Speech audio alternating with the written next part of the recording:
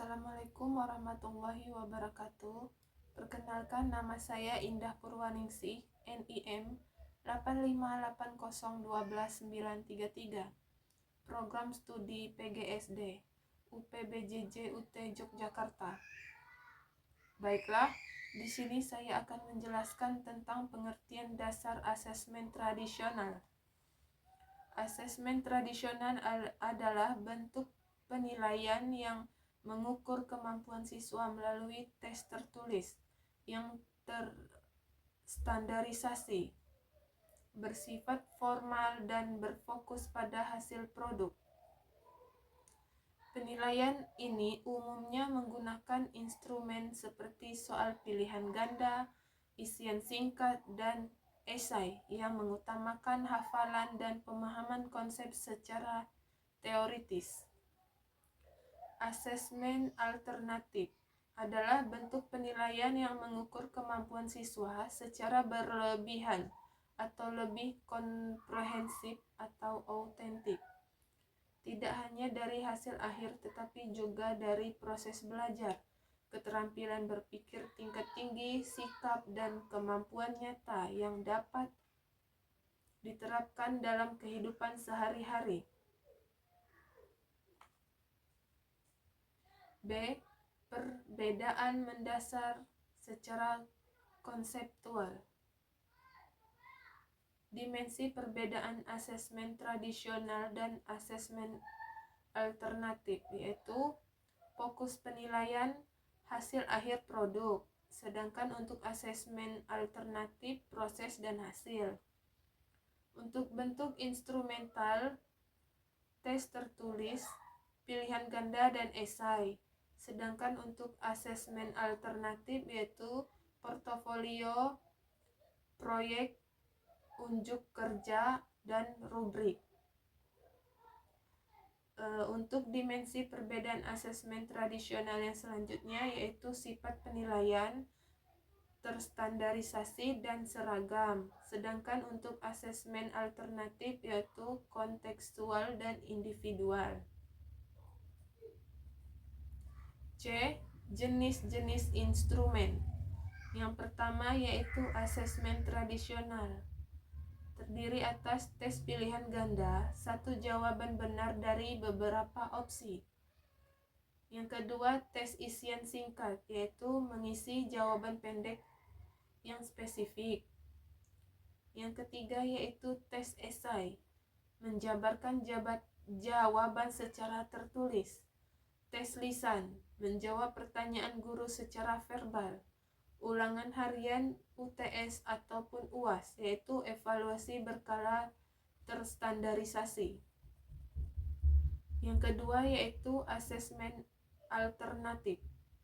Portofolio, kumpulan karya terbaik siswa secara sistematis. Yang kedua, penilaian unjuk rasa, yaitu demonstrasi keterampilan langsung. Selanjutnya penilaian proyek, yaitu penyelesaian tugas kompleks dalam jangka waktu tertentu. 3. Contoh nyata dalam proses pembelajaran di lapangan. Contoh yang pertama, mata pelajaran IPA kelas 5 SD. Materi siklus air, asesmen tradisional. Guru memberikan soal ulangan tertulis berupa 20 soal pilihan ganda dan 5 soal esai. Siswa diminta menjelaskan tahapan siklus air, evaporasi, kondensasi, presipitasi, dan infiltrasi. Nilai diambil dari jumlah jawaban benar.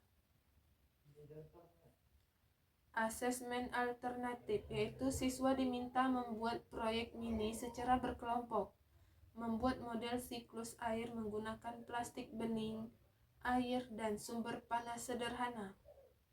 Setelah itu siswa mempresentasikan cara kerjanya di depan kelas dan membuat laporan tertulis. Guru menilai menggunakan rubrik yang mencakup pemahaman konsep, kreativitas model, kemampuan presentasi, dan kerja sama tim. Kelebihan asesmen alternatif pada contoh ini yaitu siswa tidak hanya hafal teori tetapi benar-benar memahami proses siklus air, melatih kerjasama, komunikasi, dan kreativitas. Contoh 2. Mata pelajaran Bahasa Indonesia kelas 4 SD. Materi menulis cerita pendek. Asesmen tradisional yaitu guru memberikan soal esai, tuliskan sebuah cerita pendek minimal 3 paragraf berdasarkan gambar yang tersedia. Nilai diberikan berdasarkan kelengkapan struktur dan tata bahasa yang benar.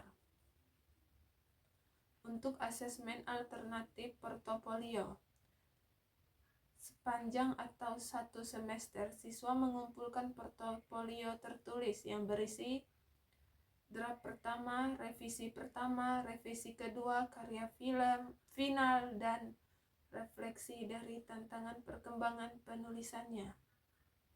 Di akhir semester, siswa mempresentasikan portofolionya kepada guru dan teman-teman. Guru menilai perkembangan kemampuan menulis dari waktu ke waktu, bukan hanya hasil akhirnya saja. Kelebihan asesmen alternatif pada contoh ini yaitu menghargai proses perkembangan kemampuan menulis siswa, mendorong siswa untuk terus memperbaiki karyanya. Selanjutnya, siswa belajar merefleksikan kelebihan dan kekurangan dirinya sendiri.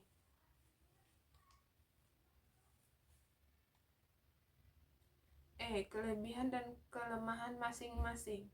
Asesmen tradisional, kelebihannya itu mudah dilaksanakan dan dinilai secara objektif, efisiensi untuk mengukur pemahaman konsep dalam waktu singkat, hasilnya mudah dibandingkan antara siswa.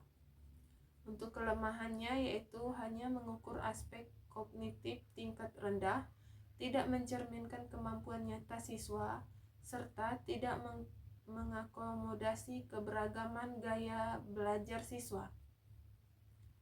Untuk asesmen alternatif, kelebihannya yaitu mengukur kemampuan secara holistik, kognitif, efektif, dan psikomotor, mencerminkan kemampuan nyata dan relevan dengan kehidupan, mendorong berpikir kritis, kreatif, dan kolaboratif.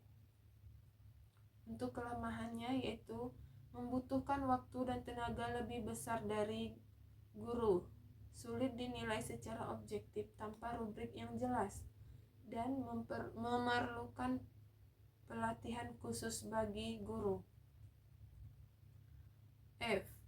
Idealnya integrasi keduanya, yaitu dalam praktik pembelajaran yang baik, asesmen tradisional dan alternatif sebaiknya digunakan secara bersama-sama dan saling melengkapi. Baiklah, sekian penjelasan dari saya. Assalamualaikum warahmatullahi wabarakatuh.